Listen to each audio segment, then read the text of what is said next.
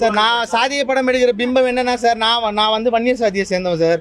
நான் எடுத்த எல்லா படங்களும் வன்னியர் சார்ந்த நிலங்கள்லேயே இருக்கும். இதுவுமே திருவண்ணாமலை விழுப்புரத்தில் வாழ்ந்த வன்னியர்களோட கதை தான். அதனால தான் இவ்வளோ விமர்சனம் அது எல்லாமே வருது. அதனால நான் தாங்கிக்கிறேன்.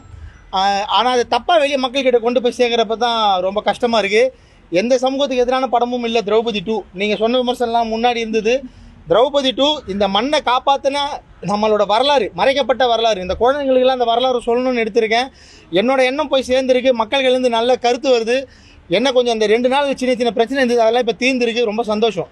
ஆனால் நீங்கள் என்னதான் சொன்னாலுமே இனவெறி மதவெறிக்கான படத்தை வந்து நாங்கள் நிராகரிக்கிறோம் அப்படின்னு சொல்லி ட்வீட் பண்ணுறவங்க இருந்துட்டு தானே இருக்காங்க சார். அது இருக்க தான் செய்வாங்க.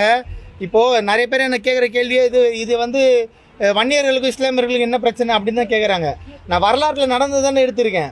இப்போ இதில் வந்து எனக்கு இஸ்லாமியர்கள் காட்டின அவசியம் இல்லை. இது அங்கே படையெடுத்து வந்தவங்களாம் நான் காட்டியிருக்கேன். அவங்க அந்த மதமாக இருக்காங்க. இப்போ சமீபமாக ஒரு நிகழ்வு நடந்திருக்கு, உங்கள் எல்லாருக்கும் தெரியும். திருப்புவனம் ராமலிங்க அண்ணனோட கொலை வழக்கு. அவர் வந்து பாட்டாளி மக்கள் கட்சியை சேர்ந்தவர். அவர் என்ன பண்ணார், சிவனேன்னு இந்த ஒரு வீட்டுக்கு போய் மதம் மாற்ற போனாங்க. போன இடத்துல அவர் வந்து நாங்கள் வந்து எல்லாத்தையும் ஏற்றுக்கிறோம், நான் வந்து உங்களோட குல்லாவை போட்டுக்கிட்டாரு. இவர் வந்து நீங்கள் விபூதியை வைங்கன்னு சொன்னார். அன்றைக்கி நைட் என்ன சம்பவம் நடந்து தெரியல. இப்போ 5 வருஷம் கழிச்சு இப்போ தான் அந்த கைது பண்ணியிருக்காங்க. அதனால் இப்போ அதெல்லாம் யாராவது தட்டி கேட்டாங்களா சார்?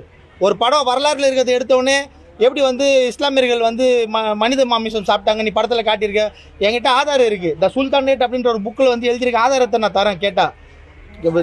நல்ல விவாதம் வந்தால் எடுக்கலாம். தட ரஹீமண்ணன், அப்புறம் தமிழா பாண்டியன், அதுக்கப்புறம் விடுதலை சிறுத்தைகள் இந்த சங்கத்தமிழன், இவங்கெல்லாம் அவதூறு பரப்புறதுலாம் ரொம்ப தப்பு.